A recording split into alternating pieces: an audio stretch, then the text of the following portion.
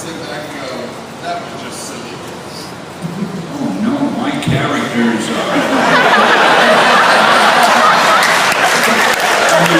What a ridiculous question. No, actually, there is one that I wasn't happy with. And there was a time when Jack and I needed a villain for the Fantastic Four, and I came up with one called Diablo. I thought Diablo was a great name. And I gave Jack some sort of an outline and plot. I don't remember what it was. And when I got home, I realized, so who is Diablo? What's so great about him? Why would anybody care? And I was never happy with Diablo. Right now, I can't remember what his power was, if he had any, what he did, what happened to him. And I never reread that story. I don't know how to go back and find old issues. I don't have a library of them. So I have no idea what, and by the way, has Marvel ever used Diablo again? See, nobody knows about Diablo. He was the one character I think I really failed with. Because every other character I've made up, they're brilliant. I don't know how I thought of them, but not Diablo. It was the name I liked. I thought it was a great name for a villain, but I let it stop there. Thank you, Stan. It's an embarrassing admission on my part. Hello, Stan. I'm Patrick Brentford.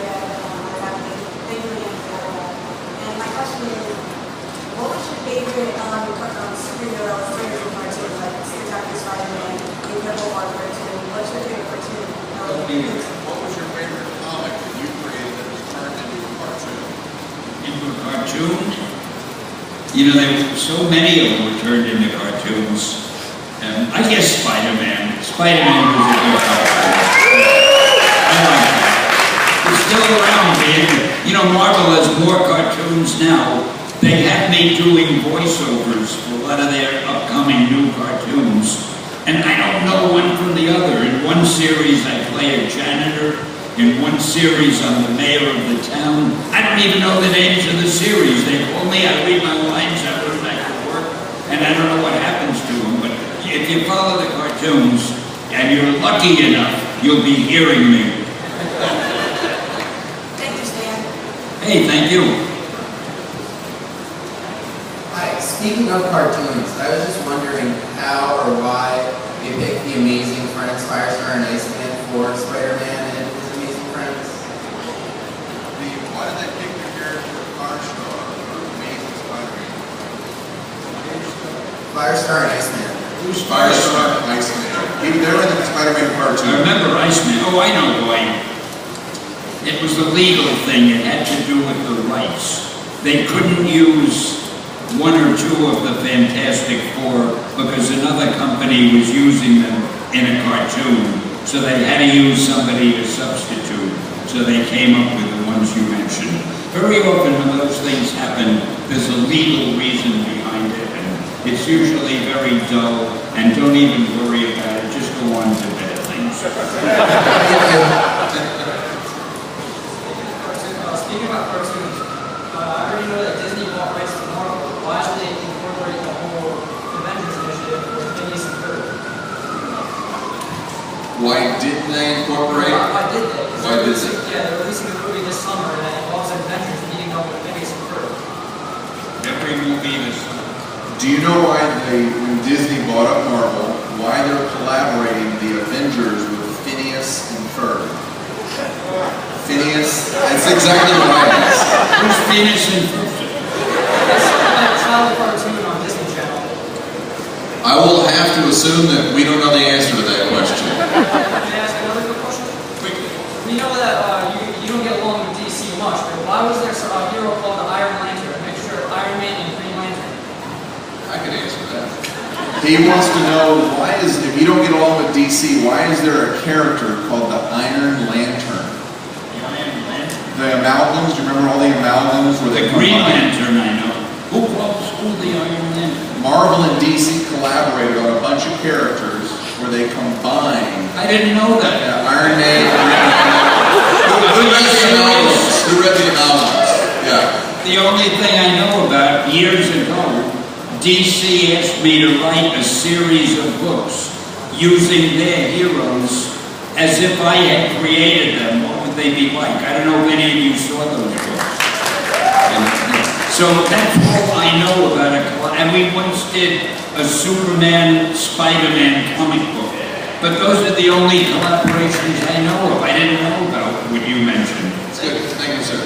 They're keeping secrets from me. I'll find out about that. When was Amalgam? Back in the mid-90s? Mid-90s? Hi, Stanley. I love you. It's great to meet you, and I love your movie eaters. Your sunglasses, I love them. My question is, I love Thor, I love his character, but I also know that he's a god. So with that, can he die ever? Like, can a god die? What's Thor's deal? Thor die? Can Thor die? Not if Marvel keeps making money with them. Thank you.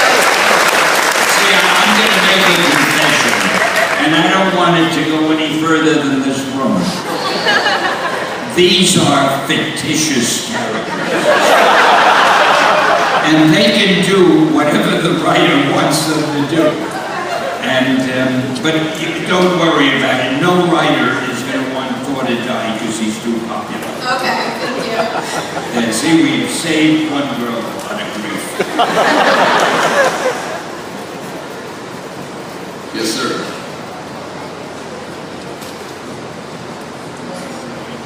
Oh, hey Stan. Hey! My name is Taz Sylvia, and I've been inspired by your comics and all the shows ever since I was 5 years old. My question is, do you think anybody will ever be as legendary as you? Will anyone ever be as legendary as you? Of course not.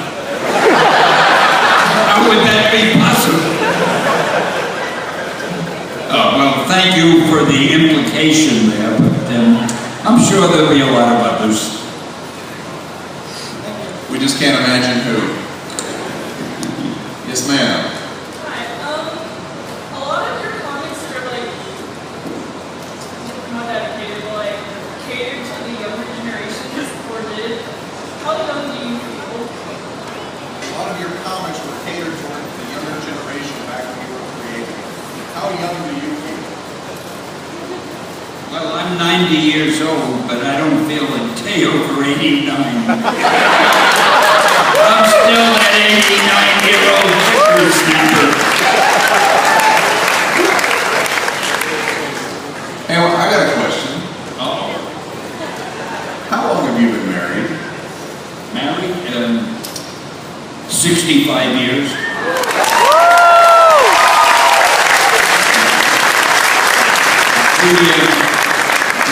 We decided to keep trying until we get it right. Nice. Yes, sir. Yes.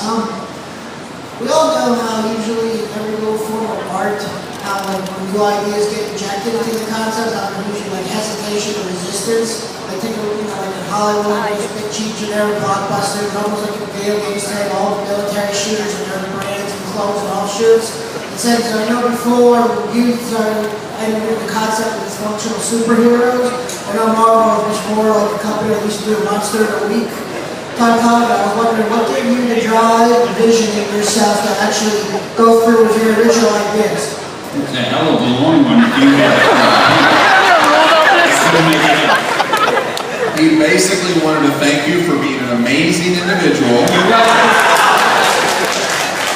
And what gives you your drive? Greed. Next question. No, I enjoy what I do, and I think if you enjoy what you do, why stop doing it?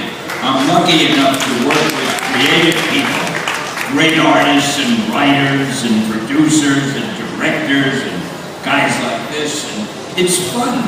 So other men go out and play golf or play poker or whatever they do, but I like working with the people I work with and hoping that what we do will bring some pleasure to the people we do it for.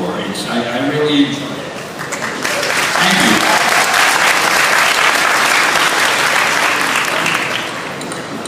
you. Last question. cut it short. I gotta follow the rules. I'm having a good time.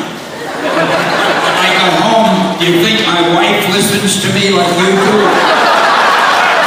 The minute I go home, Stan, take the garbage out. I mean, this is fun. Yes, ma'am. Hello, I'm Chrissy, and just saying I'm a big fan. You've made some of the greatest superheroes in all of comic book history. And just wondering, has there ever been like a film or TV adaptation of some of your heroes that sort of like got you so mad, sort of like how Stephen King like disowned the Shining movie?